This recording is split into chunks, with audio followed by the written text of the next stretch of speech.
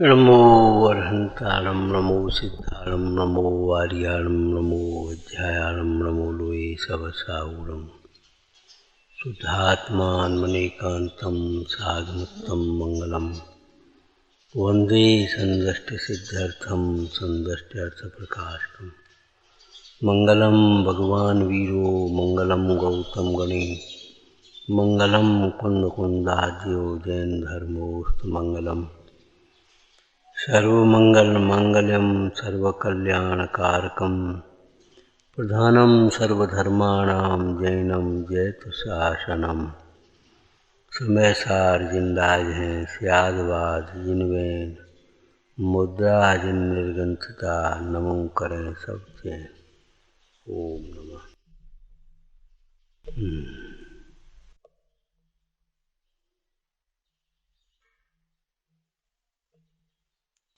धर्म का मूल है सम्यक दर्शन। सम्यक दर्शन माने यथार्थ श्रद्धा, सही विश्वास।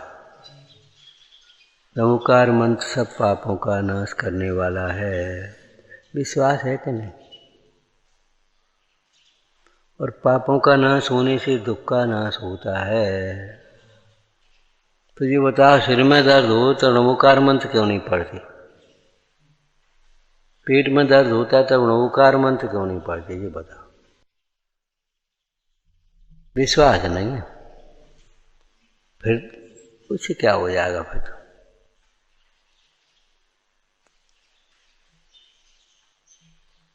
दवाई लाओ, कुछ दवाई लाओ। अरे भैया, पंच परमेष्ठी भगवान के स्मरण से उत्तम औषधि कौन है?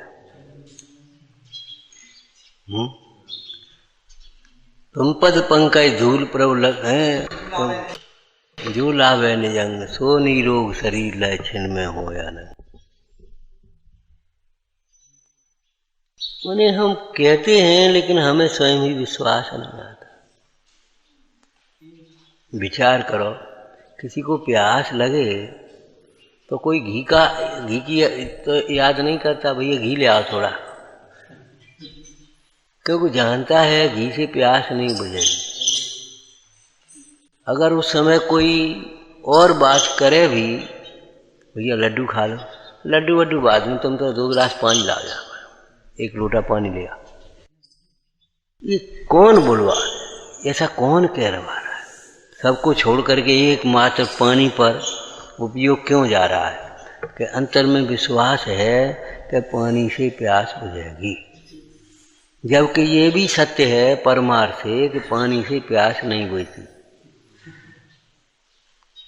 पानी से प्यास बुझने का तो निमित्त संबंध बन जाए पुण्य के उदय में, अलग बात है, लेकिन पानी से प्यास बुझने का कोई नियम नहीं है। एक दाह ज्वर होता है, प्यास बुझती ही नहीं। पानी पानी पानी पानी बुझती ही नहीं, प्यास बहुत लगती है। पेट प्रकोपित हो जाए, प्यास प्यास प्यास प्यास, कितना ही पानी पी लो, यही लगती है प्यास ही प्यास।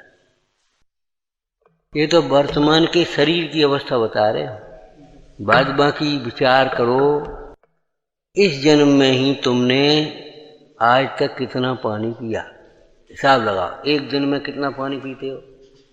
हंसना नहीं, गंभीरता से बोलो। कम से कम 2-3 लीटर पानी पीते हैं एक दिन में, नहाने आने में अलग बात है।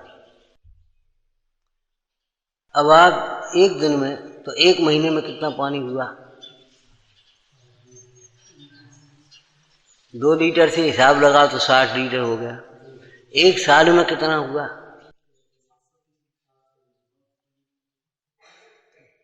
7 से 20 लीटर 1 साल में। और तुम्हारी उम्र कितनी हो गई?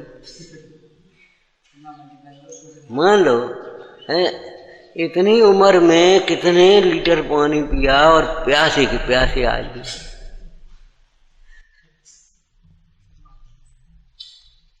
एक हंसी की लाइन गांव में बोल देते थे, देखो, पेटों ने जग जीते, कोठा के कोठा रीते।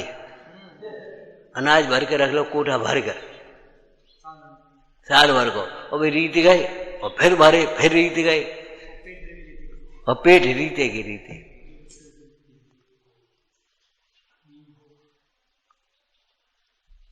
पानी पीते पीते किसकी प्यास बुझी है ये बता? आज तक किसी की बुझी हो तो बता। थोड़ी देर के लिए दब जाती है, फिर प्यास लग जाती। लेकिन एक ऐसा अमृत है जिसको पीते हुए प्यास बुझती है, और ऐसी बुझती है कि अनंत काल तक प्यास नहीं लगती। और वह है धर्मामृत, ज्ञानामृत।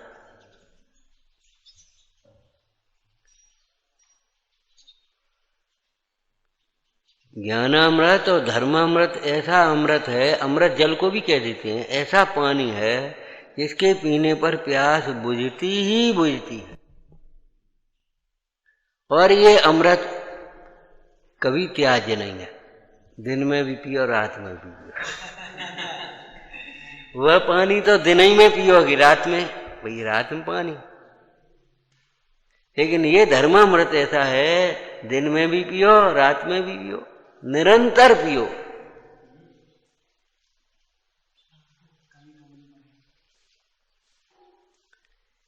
इसी धर्मामृत से तृप्त रहते हुए ज्ञानी जन श्रावक हो अथवा मुंडाए अनेकों उपवास कर लेते हैं। एक उपवास, 2 उपवास, 4 उपवास, 10 उपवास, 20 उपवास, 100 उपवास, कैसे कर लेते हैं?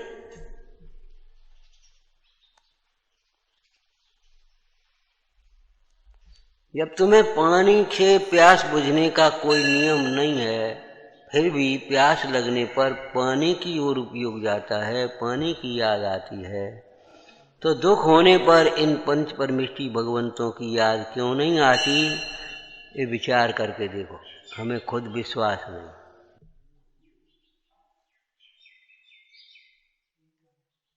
मालूम है, नारायण कृष्ण और बलभद्र बलराम जी 2 ही रह गए, द्वारका दहन हो गया, द्वारका जल गई, भस्म हो गई। बेचारे चले जंगल की ओर चले जा रहे थे, नारायण कृष्ण को प्यास लगी, भयंकर प्यास। भैया अब प्यास के मारे दम निकल रही है, पानी चाहिए। बोले घबराओ नहीं, घबराओ नहीं, एक पेड़ था, तुम इस छाया में बैठो, मैं तुम्हारे लिए जल लेकर के आता हूं, ढूंढता हूं कहीं। तब तक तुम पंच परमेष्ठी के स्मरण रूपी जल का पान करो। और पुराण साक्षी है कि पानी लेकर के नहीं आ पाए और उनके प्राण पखेरु उड़ गए। बाहर का पानी पराधीन है, पराधीन, और ये धर्मामृत स्वाधीन है।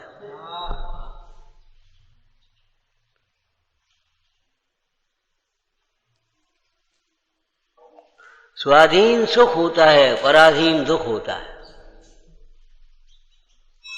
बोलो, तो धर्मामृत सुख रूप है, सुख का कारण है, और जल का पीना, प्यास लगने पर, भूख लगने पर भोजन का करना, ये पराधीन है। जरूरी नहीं है भोजन मिल जाए, पानी मिल जाए।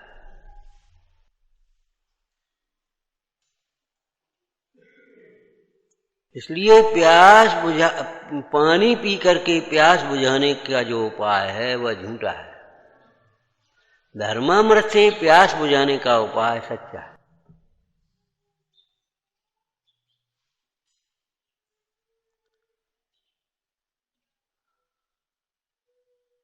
जब आप ये पढ़ते हैं, सुनते हैं कि नमोकार मंत्र से सब पापों का नाश होता है, तो ध्यान रखना, स्वार्थ बुद्धि से नमोकार मंत्र पढ़ने से काम नहीं चलेगा। क्योंकि स्वार्थ बुद्धि या भोगों की वांछा से नमोकार मंत्र का स्मरण करने पर भी पाप ही होता है। अभिप्राय तो खोटा है। एक सिपाही का रक्षा करने का भाव, सैनिक समझ लो। बंदूक चलाता है, सामने सैनिक नहीं मर पाता, या कोई आदमी बच जाता है या मर जाता है, उसको तो पाप नहीं लग रहा है, उसको वो तो हिंसक नहीं कहलाता, सजा नहीं होती इसे। और एक व्यक्ति किसी को मारने के अभिप्राय से गोली चलाता है और सामने वाला अपने आयु कर्म के उदय से बच जाता है, तो अभी उसे सजा होती, मारने का अभिप्राय।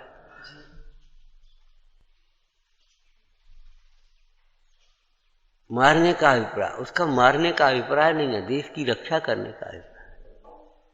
इसको संकल्पी हिंसा है, उसको विरोधी हिंसा है।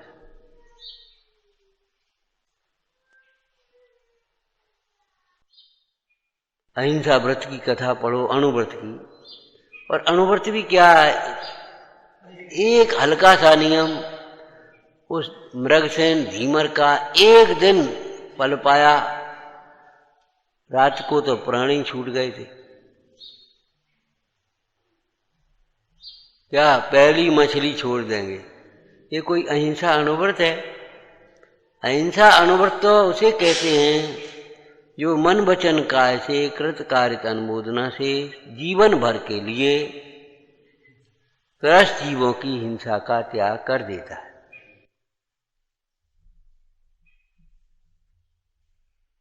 उसका कोई अणुव्रत में अणुव्रत इतना अंश मात्र, और उसके फल से वह सेठ का पुत्र हुआ। जिस सेठ के घर में उसकी मां रह रही थी, उसके पिता चले गए थे, कुछ कथा याद नहीं होगी, बच्चों को सुना देना। एक धर्मात्मा सेठ था, उसके एक पुत्री थी, पुत्र गर्भ में था, अभी जन्म नहीं हुआ था।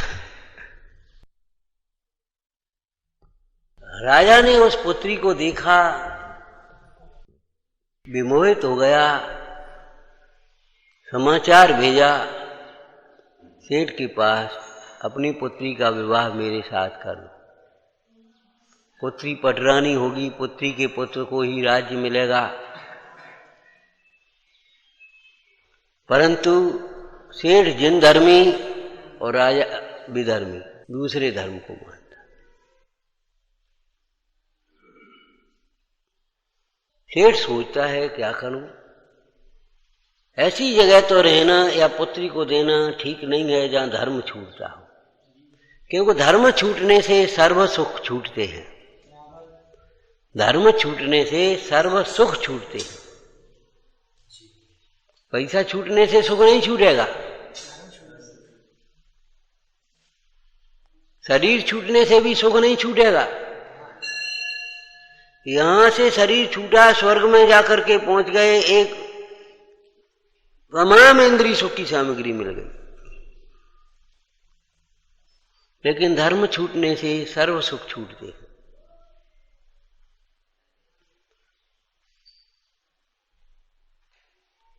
तब तो सेठानी पश्चाताप करती हुई बोली, हाय हाय, जरा से अविवेक के कारण क्या हो गया। एक ज्ञानी की विराधना, सारे लोगों के धर्म में अंतराय, ज्ञान में अंतराय,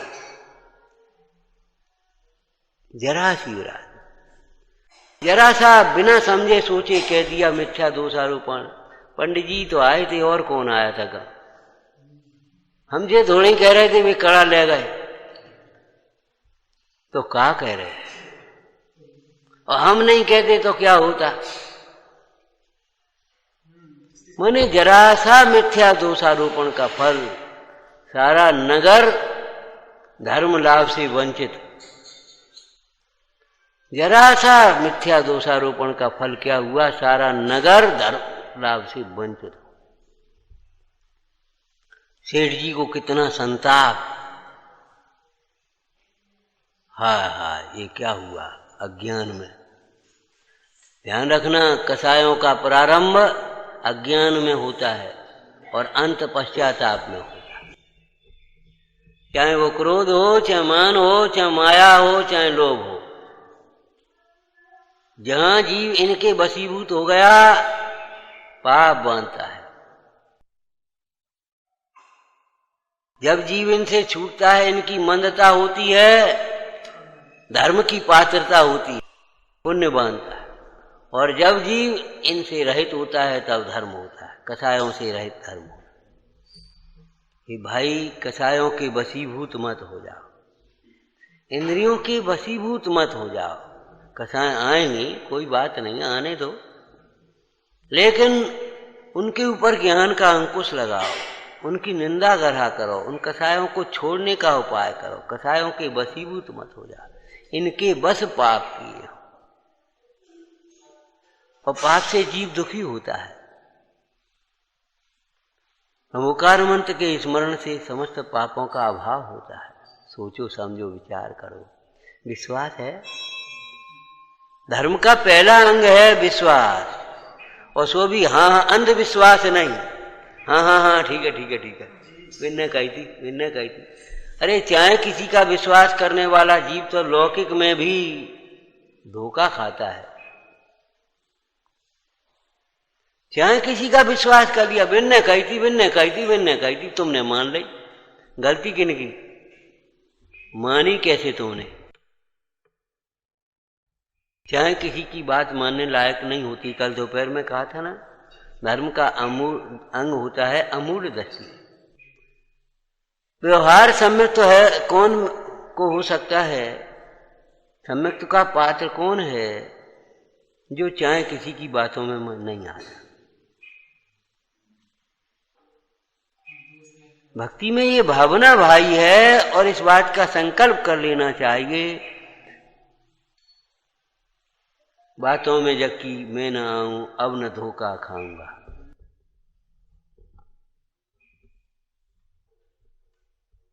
बातों में जबकि मैं न आऊं, अब न धोखा खाऊंगा, ये संकल्प कर लेना चाहिए।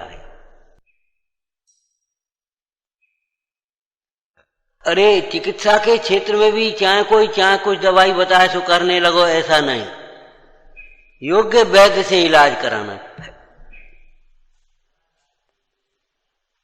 उन्होंने कहा था सो तुमने मान ली, और इन्होंने कहा सो नहीं मानी तुमने। तुम्हारी बुद्धि की बलिहारी है। अरे रे मंथरा की मान रही है, के कैसे कह रहे हम? मंथरा की मान रही है।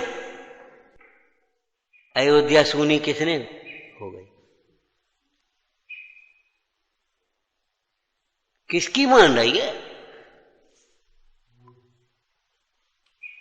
हमें कहा तुम्हें कछ है ही नहीं, और तुम अपने आग लगाए का अलग हो रहे। धिक्कार है ऐसे परिणामों को, ऐसे व्यवहार को। ऐसे व्यवहार वाला जीव कोटि जन्म तब तपे, जीवन भर पूजा करे, स्वाध्याय करे, जब दे, दान दे, चाहे कुछ भी करे, तीर्थ यात्रा करे, कल्याण का पात्र नहीं होता। शांतता नहीं मिलेगी।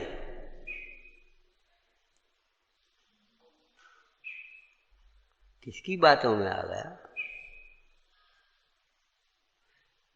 सेठ विचार करता है, पुत्री का विवाह विधर्मी से करें।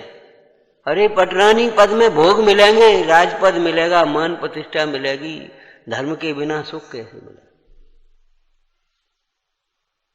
फिर भी सेठ ने परीक्षा के लिए पहले स्त्री से कहा, सुन रही हो, अपना भाग्य जग गया, राजा पुत्री मांग रहा है, पुत्री पटरानी बनेगी, सोने से लद जाएगी। पुरानी बात है, सोने से लद गए। अरे सोने से लद गए सो क्या होगा? पाप से लद गए, परिग्रह से लद गए, और क्या होगा?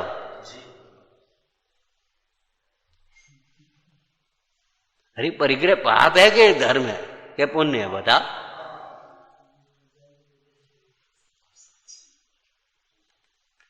अब अभिमान के आगे कछु नहीं दिखे।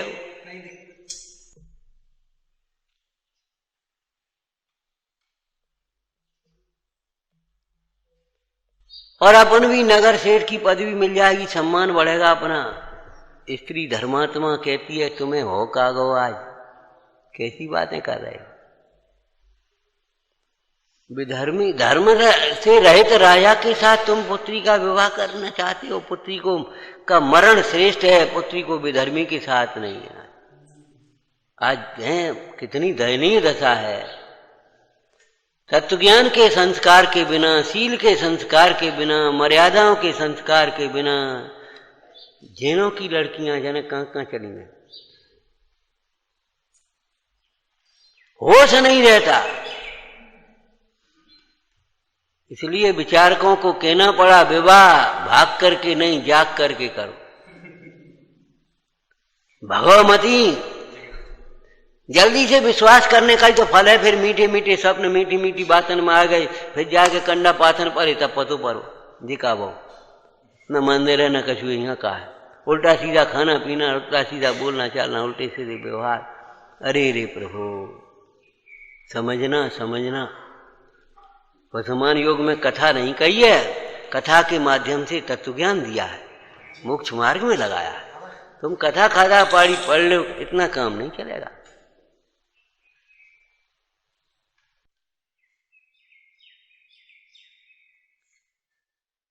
फिर सेठ ने कहा चलो पुत्री का भी मन लेना। पुत्री है गोद में बिठाया, हाथ फेरने लगे, बेटा तेरो भाग्य जगो,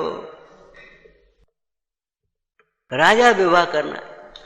पिताजी आज आपको क्या हो गया, आप कैसी बातें कर रहे हो। हमें अंधकूप में पटक दो तो इतना दुख नहीं है, इतना धर्म ज्ञान से रहित, धर्म से रहित स्थान में भेजना। बेटी मैं परीक्षा ले रहा था, तुमसी पुत्री पाकर के धन्य हो गया। धर्मात्मा से ही तो, धर्म से जीवन की शोभा है, धर्मात्माओं से नगर की शोभा है। क्या कहा, धर्म से जीवन की शोभा है, धर्मात्मा से घर की शोभा है, नगर की शोभा है, राज्य की शोभा है। बच्चों की किताब में से बोलो ये लाइन, किसने किससे कहा था।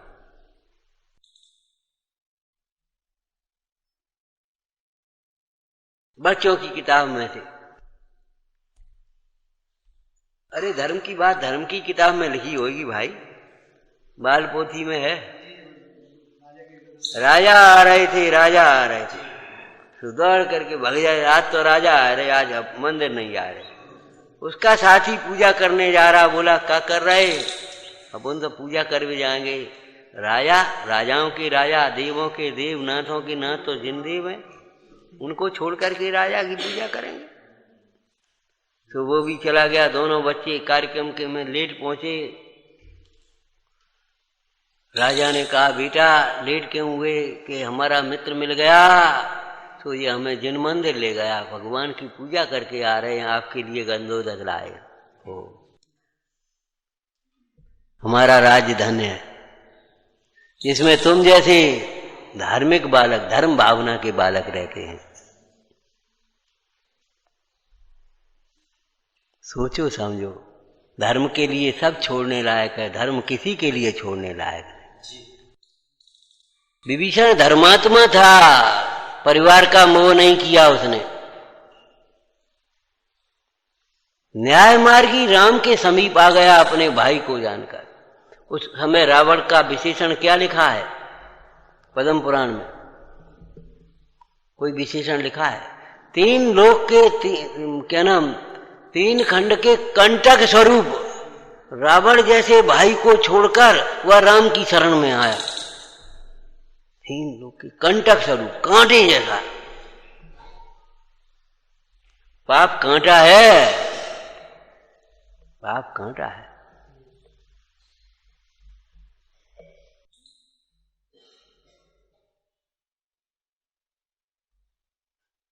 पुराने भजन याद है तुम्हें? कांटो लागो पाप कर्म को, धर्म की गैल चली नहीं जा। धर्म की गैल में नहीं चला जा रहा, पाप का कांटा लग गया। तुझे क्या हो गया भाई, सोच। कांटो लागो पाप कर्म को, धर्म की गैल चली नहीं जाए।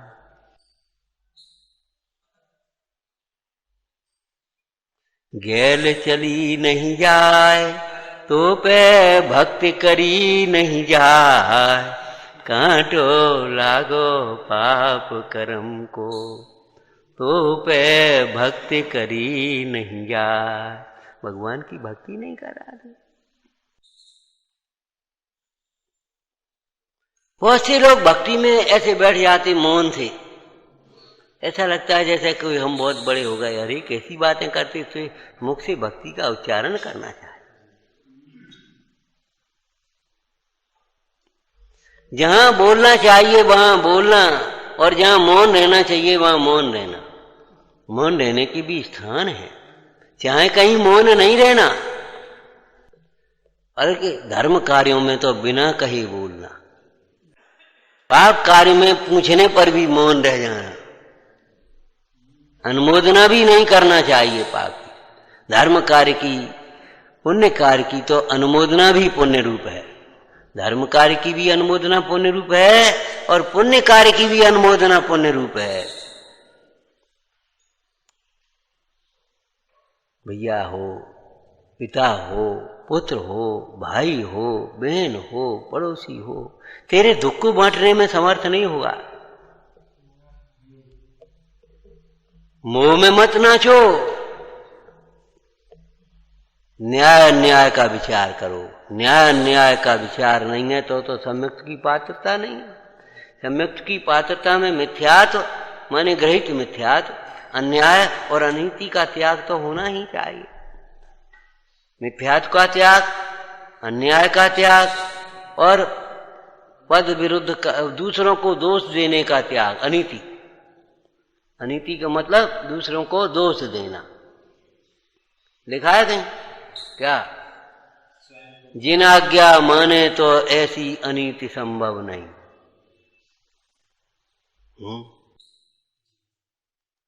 ये अनीति है। जिन आज्ञा माने तो ऐसी अनीति संभव नहीं। क्या अनीति?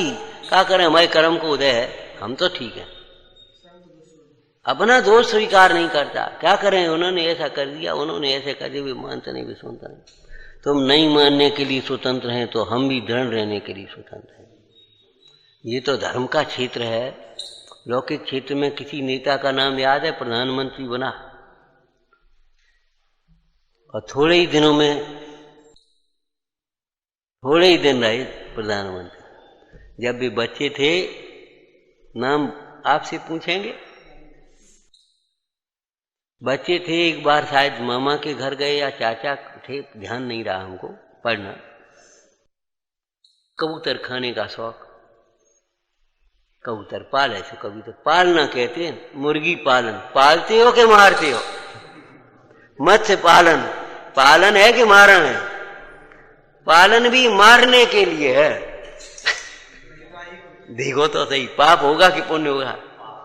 कि मत्स्य पालन, मुर्गी पालन, वही भगवान पालने के लिए तुम करेंगे। अगर पालने के लिए करते तो तुम धन्य हो जाते। हमारे देश की संस्कृति ऊपर को तुम्हारे ऊपर गौरव होता।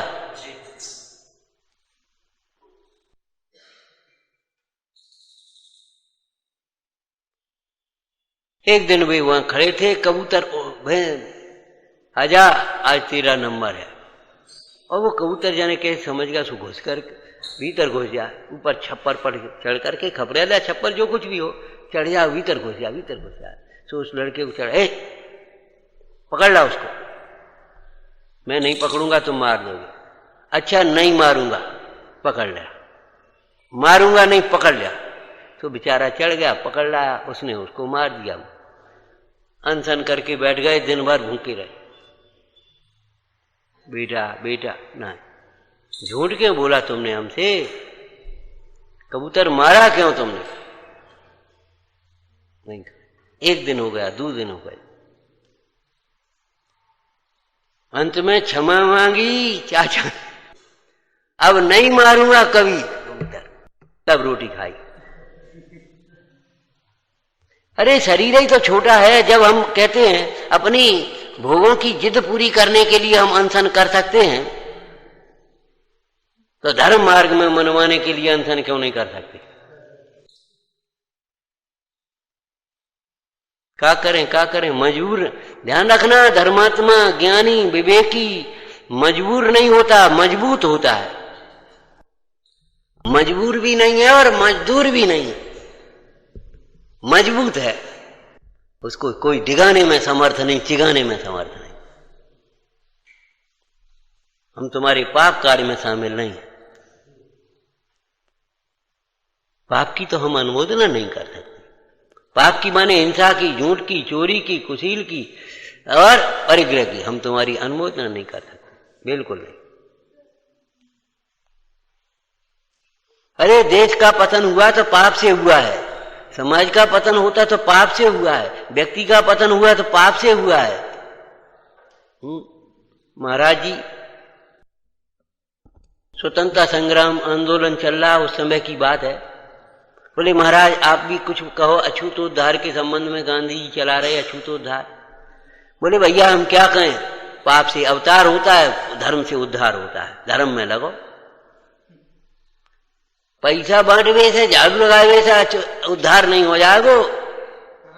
धर्म में लगो, धर्म को समझो, धर्म मार्ग को पहचानो, तुम्हारा उद्धार होगा। पाप से अवतार होता है, राग से अवतार होता है, वीतरागता से उद्धार होता है, धर्म से उद्धार। केवल एक दिन के लिए उस मृगसेन धीमर ने अहिंसा के इतने से नियम को पाला था। अनुव्रत हम उसे बहुत उपचार से कहेंगे प्रथमान योग की शैली में, बादमा की अनुव्रत नहीं है, चरणान योग की शैली में। तो कर्णान योग में तो हम क्या कहें, महाव्रतों को भी अनुव्रत कहा है, पूर्ण वीतरागता कहाँ है वहां। चरणान योग का अनुव्रत अलग है, प्रथमान योग का अनुव्रत बहुत छोटा हो गया। एक नियम हल्का सा लिया उसने, यमपाल चांडाल ने नियम कर दिया चतुर्दशी को फांसी नहीं लगाएंगे, तो अहिंसा अनुव्रत की कथा हो गई। अनुयोगों की शैली पहचानना होगी, उतने में ही मत अटक जाना, उतना ही अनुव्रत नहीं है।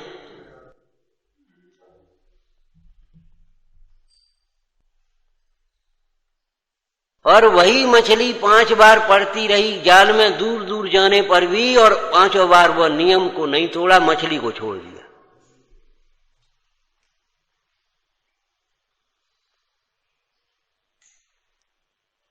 मछली छोड़ दी, नियम नहीं तोड़ा। लौट करके खाली हाथ आया, पत्नी ने आड़े हाथों फटका, डांट मार, जो कुछ भी करना था, निकल जा मेरे घर से, खाली हाथ चलाया इतनी देर में। बेचारा चला गया। सोचने लगा, देखो रोज कमा करके लाए थे तो वही स्त्री आदर कर रही है, स्नेह कर रही है, और आज एक दिन सुनो तो सुनने को तैयार नहीं। मुंडाज के लिए जा, बेनी के पास जा, दे खवाएंगे, वहीं रहना तू। अरे हाँ, खवाने की बात नहीं है, उन्हीं के पास जाऊंगा, प्रातः मैं मुंडाज के पास जाऊंगा और उन्हीं के चरणों में धर्म साधन करूंगा। ऐसी भावना सहित जाकर के मंदिर के चबूतरे पर बाहर था, बड़ा सो गया। रात को सांप निकला और जाकर के डस लिया, सो मर गया। लेकिन धर्म भावना से मरा था ना, धर्म साधन करूंगा। तो ऐसे कुल में जाकर के जन्म लिया, गर्भ में आया जहां धर्म संस्कार थे। जिस सेठ ने, जिस सेठानी ने धर्म के लिए नगर का त्याग किया था, पुत्री को लेकर के सारी संपत्ति छोड़ करके दूसरे नगर चले गए। यहां राजा जिद करेगा तो क्या करूंगा, दूसरे नगर में चला गया रातों रात। और स्त्री गर्भवती से दूसरे अपने मित्र के यहां छोड़ गया। देखो, धर्म छोड़ा, नगर छोड़ा, धर्म नहीं छोड़ा। राजा को पता पड़ी, हाय हाय धिक्कार, मेरे कारण से वो धर्मात्मा नगर को छोड़ गया। उसी दिन से उसने भी जिन धर्म से प्रभावित होकर जिन धर्म का पालन करना शुरू कर दिया। त्याग से प्रभावना होती है, धर्म के लिए त्याग करना सीखो। धर्म के लिए त्याग करना, पाप के लिए तो सब लोग त्याग कर ही रहे हैं, भोगों के लिए तो त्याग करते ही हैं। धर्म के नाम के लिए त्याग करेंगे, भोगों के लिए त्याग करेंगे, परलोक के लिए त्याग करेंगे, भय से त्याग करेंगे, लेकिन धर्म के लिए त्याग करना सीखो। वह सेठ का पुत्र गर्भ में था, जन्म हो गया, नहीं जन्म नहीं हुआ अभी।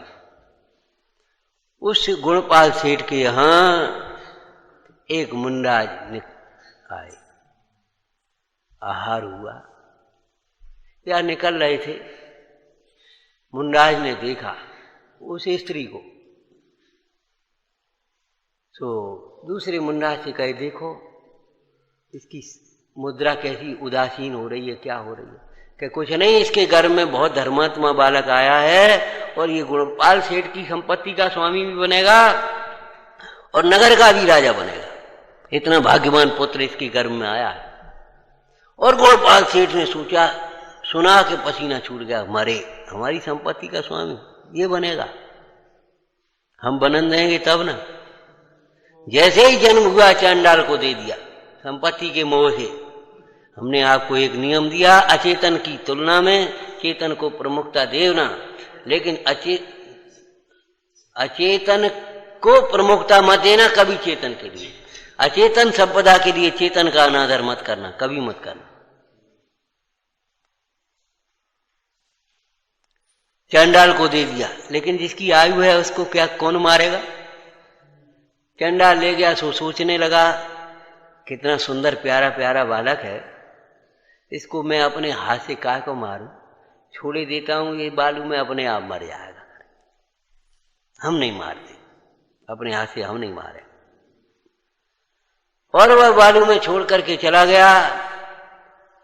वह बालक खेल रहा था, उधर से उस सेठ के बहन बेनोई आ रहे थे उधर से, तो देखा क्या कैसा सुंदर प्यारा बालक है, और बालक था नहीं, सो गोद में ले लिया।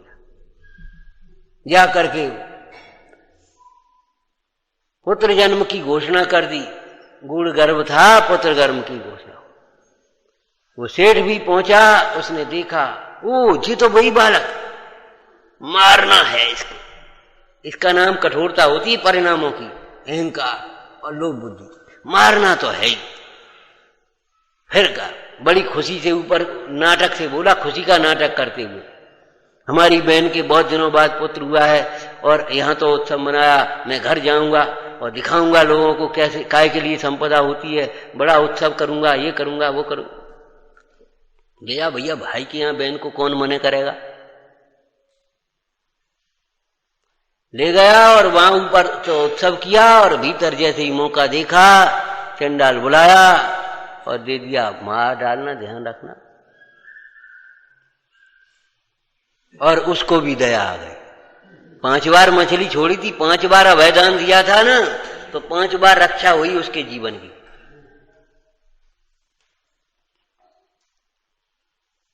जो जिसको बचाता है वह स्वयं को ही बचाता है, स्वयं की तो रक्षा हुई 5 बार।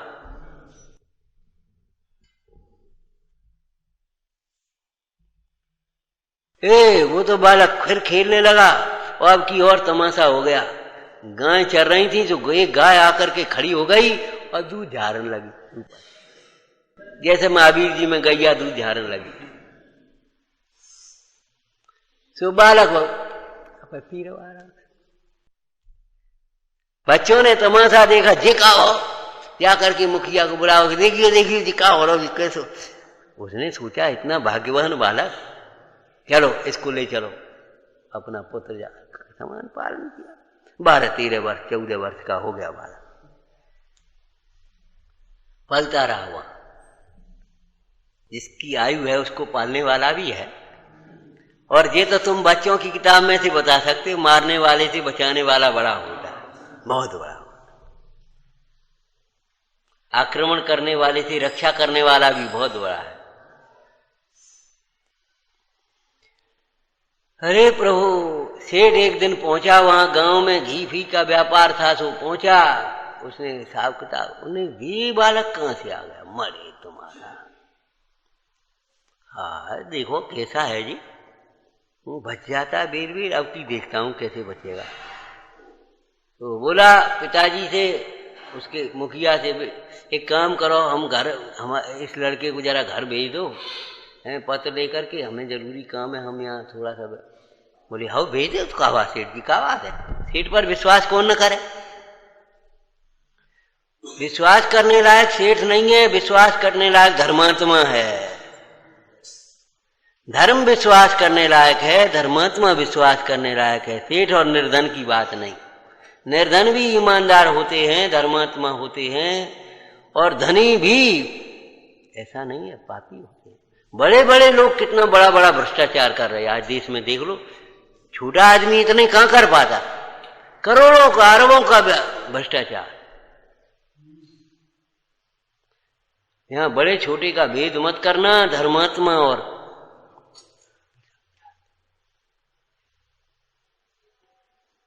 भेज दिया, पत्र लिख दिया, मैं इस लड़के को भेज रहा हूं और क्या करूं भैया बेटा, अब देखते ही मार जाना, कोई लिहाज मत करना, इंतजार नहीं करना, देखते ही मार।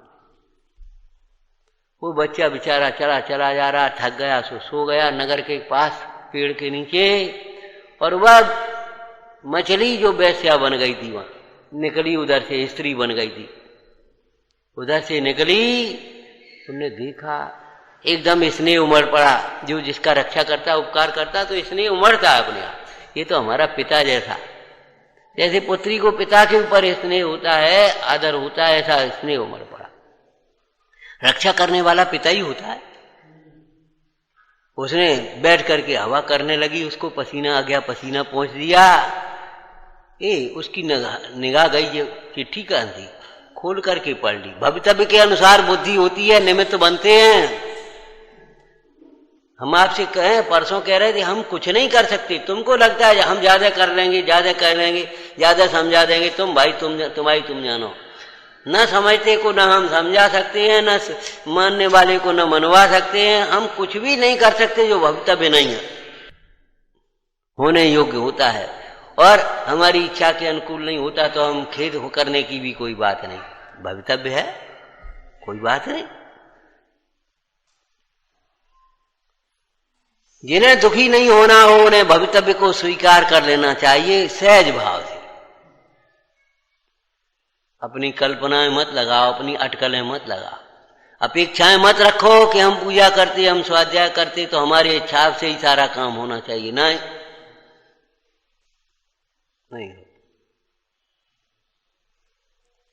उसने पत्र देखा और पढ़ा, हो सेठ को भी जानती थी, उसी नगर की थी। उसने झट से वो पत्र की जगह दूसरा पत्र लिखा, बेटा महाभाग्य से अपने को ऐसा वर मिला है, मेरे आने का इंतजार मत करना, आज से बढ़िया मुहूर्त नहीं है, तुम तो बहन की शादी कर देना इसके साथ। अब बोलो क्या करें, किसका दोष है, किसका गुण है? निमित्तों से कार्य नहीं होते हुए कार्य में निमित्त होते हैं। वो स्त्री इसलिए नहीं आई थी कि हम इसकी रक्षा करेंगे, अचानक निमित्त बन गया था। वो सेठ इसलिए नहीं गया था वहां उसको लड़का मिल जाएगा उसको मारने के लिए भेजेंगे, लेकिन योग है सब, भवितव्य निश्चित है।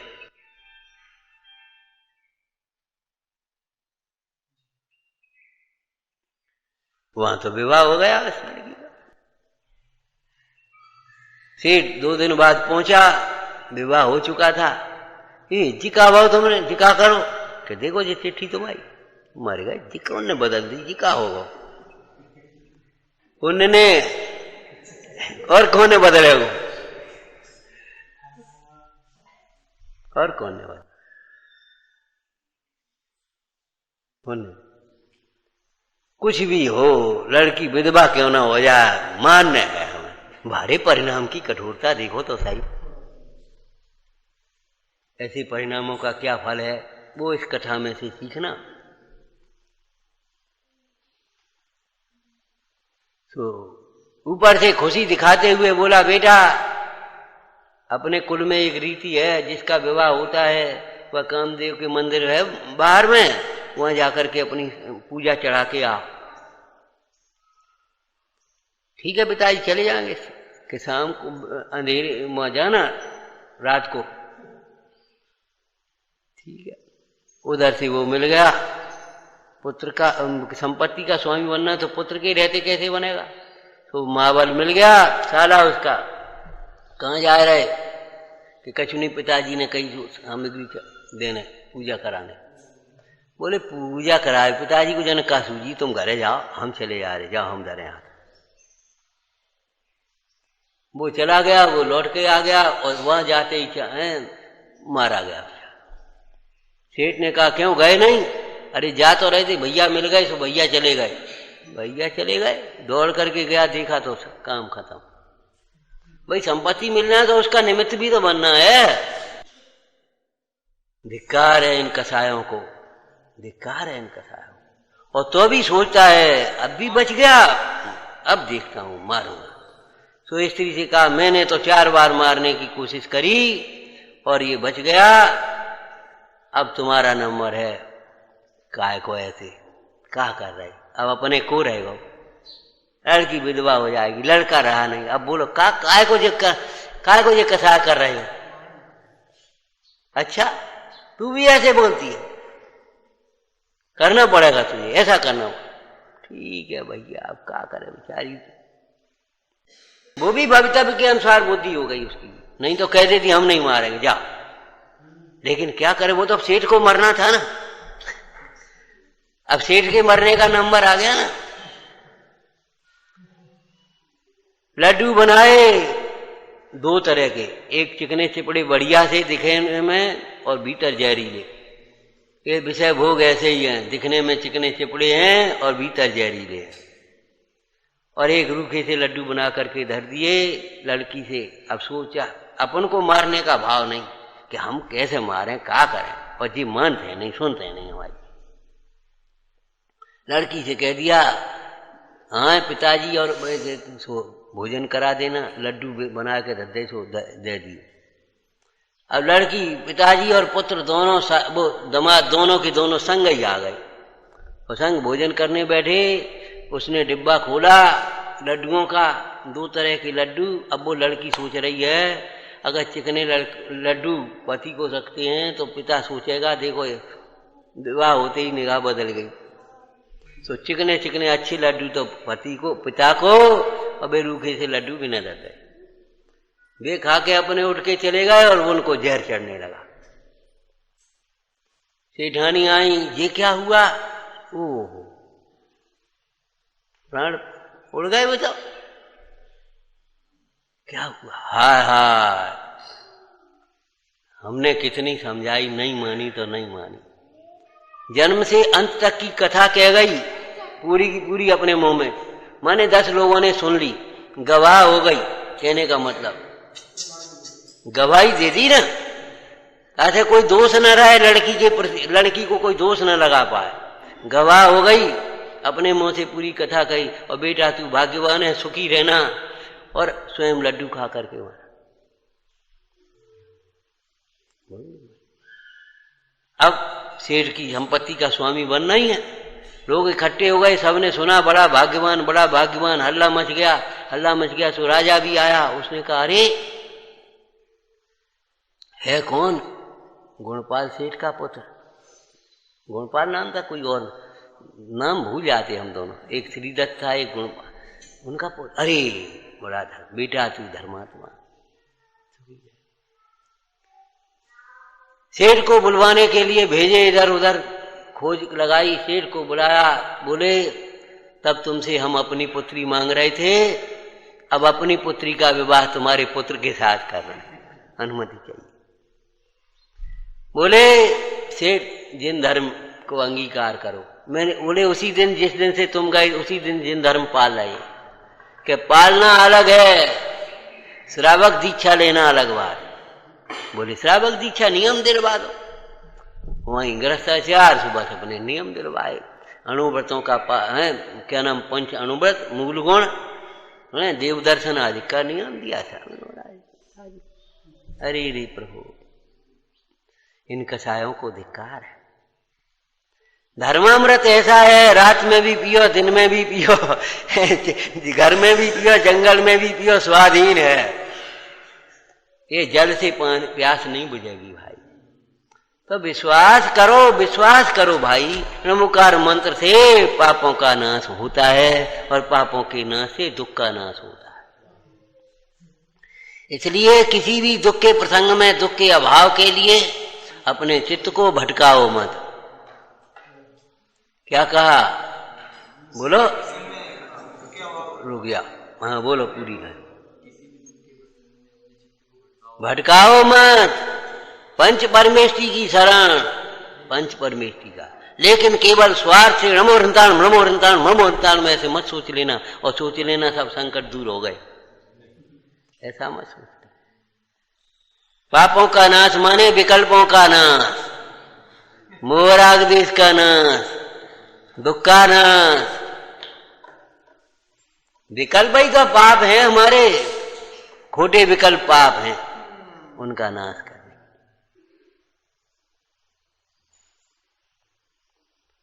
निष्काम भाव से, शरीर से, संयोगों से, उस दुख के प्रसंग से उपयोग को हटा करके पंच परमेष्टि भगवंतों में अपना उपयोग लगाना, उनके आकार का अवलोकन करना। देखो कैसी निर्मम दशा, शरीर पर दृष्टि ही नहीं है इनकी। जिस मुद्रा को देख करके वह कामी वीतरागी हो गया, निर्गन दीक्षा अंगीकार कर ली उस राजकुमार ने।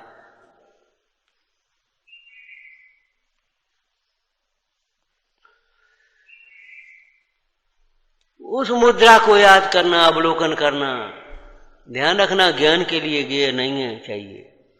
इंद्रिय ज्ञान, इंद्रियों से, आंख से अपने उपयोग को समेटो। आंख बंद करके देखो, भगवान यहीं दिखेंगे तुम्हें सामने, और आंख खोल करके भी तुम इधर उधर देखोगे तो भगवान मंदिर में नहीं दिखेंगे। आकार का अवलोकन करना, स्वरूप का विचार करना, वचन सुनना, निकटवर्ती होना, प्रमोद भाव लाना, यह है पंच नमस्कार मंत्र का स्मरण। पंच नमस्कार मंत्र का स्मरण माने केवल अक्षरों का स्मरण नहीं, बताओ, पंच परमेष्टि भगवंतों का स्मरण। पंच परमेष्टि भगवंतों के स्मरण का मतलब पंच परमेष्टि द्वारा बताए गए तत्वों का स्मरण, उनके द्वारा दर्शाए गए उपादेय भूत शुद्धात्मा का स्मरण, वही पंच परमेष्टि का स्मरण है। विचारना, हमने सुनी, तुमने कही है, तुमने सुनी, तुमने कही, इनने सुनी, नहीं नहीं, ये निकाल देने लायक, भूल जाने लायक बात नहीं है, ये विश्वास करने लायक। श्रद्धा रखना अपने जीवन में पंच पर, लेकिन सम्यक दर्शन माने अंधश्रद्धा नहीं कि हम नमोकार मंत्र पढ़े सो हमारी आंख ठीक हो जाएगी, नमोकार मंत्र से कहें श्रद्धा दूर हो जाएगो, नमोकार मंत्र पढ़े सो हमें रोटी मिल जाएगी, नमोकार मंत्र पढ़े सो हमें पैसा मिल जाएगो, नमोकार मंत्र पढ़े सो पास हो जाएंगे, पढ़वे लिखवे की जरूरत नहीं। ऐसा उल्टा अर्थ मत कर लेना, उल्टा अर्थ मत कर लेना। नमोकार मंत्र पढ़ने पर भी जो होने योग्य वही होगा, लेकिन नमोकार मंत्र के श्रद्धालु सम्यक दृष्टि धर्मात्मा जीव को दुख नहीं होगा। बस जो होना है सो ही होगा। देख आयु पूरी हो गई तो मरण होगा, असाधा का उदय हुआ तो रोग होगा, अंतराय का उदय है तो रोटी नहीं मिलेगी, ये सब होगा, लेकिन दुख नहीं होगा। तुम्हें घबराओ मत। इसलिए पंच नमस्कार मंत्र की श्रद्धा करना, पंच नमस्कार मंत्र की श्रद्धा, परमार्थ श्रद्धा तो स्वानुभव में होती है। क्या कहा? परमार्थ श्रद्धा तो स्वानुभव में होती है, और व्यवहार श्रद्धा जिनवाणी का अभ्यास करने पर उनका स्वरूप समझ में आ जाए तब होती है। जिनवाणी के अभ्यास के बिना, स्वरूप को समझ में आए बिना, न व्यवहार श्रद्धा है न परमार्थ श्रद्धा, अंधश्रद्धा है, देखा देखी की। अंधश्रद्धा का मार्ग नहीं है, सम्यक श्रद्धा का मार्ग। अंधश्रद्धा, अंधविश्वास तो लौकिक में बहुत बुरा शब्द माना जाता है, और आत्मविश्वास एक अच्छा शब्द माना जाता है। आत्मविश्वास लेकिन सम्यक दर्शन तो इन सब से उत्कृष्ट परे है विचारना। हे जिन वाणी भारती तो ही जपो दिन रैन, जो तेरी शरणा गहे सो पावे सुख चैन। वाणी के ज्ञान ते सूझे लो कालो, तो वाणी मस्तक नमो सदा देत हूँ धो।